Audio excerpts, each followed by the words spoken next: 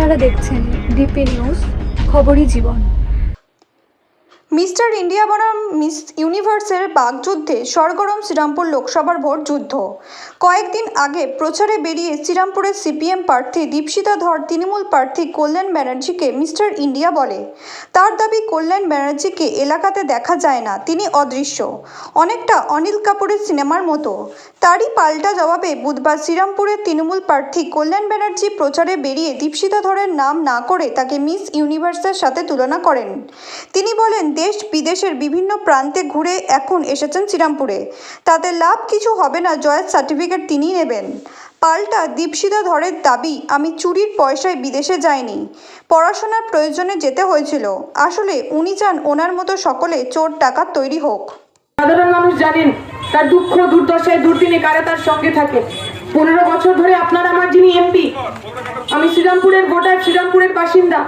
15 বছরে একদিনের জন্য আমি কল্যাণবাবুকে আমার বাড়ির সামনে ঘুরতে দেখিনি, হাত জোর করে ওই ভোট ছাওয়া ছাড়া, ভোটের আগে হাত জোর করে ঘোরা ছাড়া আর কখনো আমার এলাকার কোনো সমস্যা তো নাকি আমরা পাশে পাইনি। আমরা বলছি, এমন এমপি দেখে লাভ কি যাকে চোখে দেখা যায় না? ওই একটা সিনেমা ছিল না মিস্টার ইন্ডিয়া, তাতে হাতে ঘড়ি পড়লে অনিল কাপুর অদৃশ্য হয়ে যেত। আমাদের এমপির অবস্থাও তাই, উনি খালি ঘড়ি পড়েন না, এমনি এমনি অদৃশ্য হয়ে যাচ্ছে। আমরা বলছি, এমন লোক, যে লোক আমাদের ভোটে যেতেন, আমাদের ট্যাক্সের টাকায় গাড়ি চলেন, গাড়িতে লাল বাতি নীল বাতি লাগান, অথচ এই অঞ্চলের সাধারণ মানুষ, জনাইয়ের সাধারণ মানুষ, তাদের কষ্ট, তাদের সমস্যা, তা নিয়ে একটা কথাও বলেন না। আমাদের বন্ধ হয়ে যাওয়া স্কুল, চাষের দাম না পাওয়া, 100 দিনের কাজ বন্ধ হয়ে যাওয়া, ইন্দিরা আবাসন, প্রধানমন্ত্রী আবাসন, তার টাকা মেরে দেওয়া, এই সমস্ত কিছুর বিরুদ্ধে যিনি কাজ করতে পারেন না, যিনি শুধু নির্বাচনের আগে আমাদের ভোট নেন আর ভোটের পর গায়েব হয়ে যান, এমন সংসদ আমরা চাই না। এবং 15 বছরে এই অঞ্চলে, চকপাড়া আনন্দনগর অঞ্চলের যে ডেভেলপমেন্ট হয়েছে, সেই ডেভেলপমেন্ট 34 বছরের সিপিএম জামানায় তার 1/4 অংশ পর্যন্ত হয়নি, কিছু করতে পারেনি। আমি শুনলাম যে কোনো একজন নাকি আমাকে মিস্টার ইন্ডিয়া বলেছে।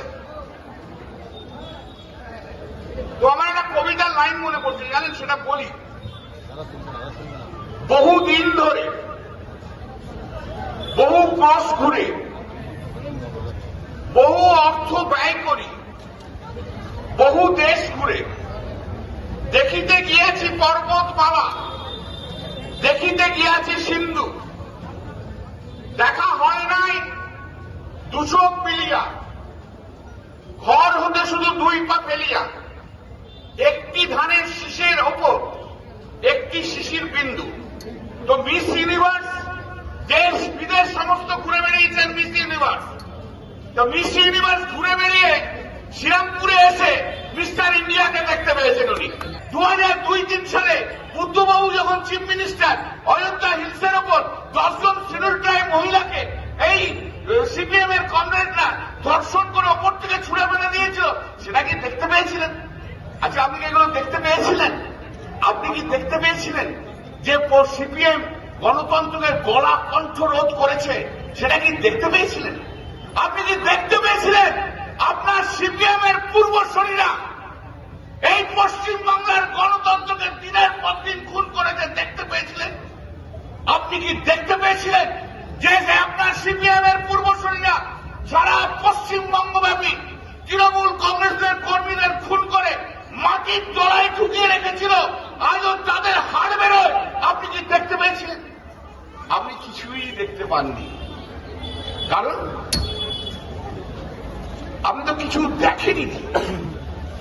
না দেখে, না জেনে হঠাৎ করে এসছেন, বলে যাচ্ছে। আচ্ছা, আপনি বালিতে জিততে পারলেন না কেন বলুন? 2021। আচ্ছা, আপনার মাকে নিয়ে আপনি তো বেরিয়েছি প্রচারে, 3 বার পঞ্চায়েত সমিতিতে হেরেছিল না? আচ্ছা, গত জেলা পরিষদে আপনি তো প্রচার করতে বেরিয়েছিলেন আপনার মাকে নিয়ে, 25,000 ভোটে হেরেছিলেন তো? আপনাদের মনে আছে যে আগে সিপিএম এর কমরেডরা ভিয়েতনামে বৃষ্টি হলে রাস্তায় রাস্তায় নেমে পড়তো চাঁদা তোলার জন্য কৌটো নারী পড়তো কিনা, হ্যাঁ কিনা মনে পড়ছে সেটা?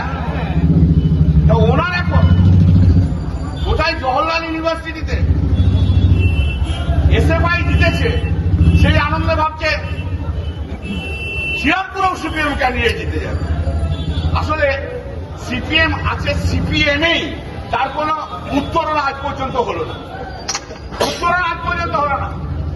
জবাব তো দেবই, আমি না, মানুষ আপনার কথার জবাব দেবে, মানুষ জবাব দেবে 20 মে। কিন্তু 4 জুন কাউন্টিং শেষ হওয়া পর্যন্ত থাকবেন, কিন্তু সার্টিফিকেট আমি যখন নেব তখনও পর্যন্ত থাকবেন। কিন্তু একবার মিস্টার ইন্ডিয়াকে দেখে যাবেন না? তবে এটুকুই বলবো, ওনার যদি মনে হয় যে আমার বিদেশে ঘোরা বা সারা দেশে ঘুরে নিয়ে ওনার আপত্তি আছে, ওনার আপত্তি থাকা স্বাভাবিক। কারণ আমি যতবার বিদেশে গেছি আমি তো চুরির টাকায় যাইনি, ডাকাতির টাকায় যাইনি, ইভেন সরকারি টাকাতেও যাইনি। আমার পড়াশুনোর কাজে এই ভারতের প্রতিনিধি হয়ে আমি আমার পেপার প্রেজেন্ট করতে বিদেশে গেছি। কল্যাণ ব্যানার্জিরা, বিজেপি, তৃণমূল এরা চায় না সাধারণ ছেলেমেয়েরা পড়াশুনো করে এই দেশের নাম, এই রাজ্যের নাম উজ্জ্বল করুক।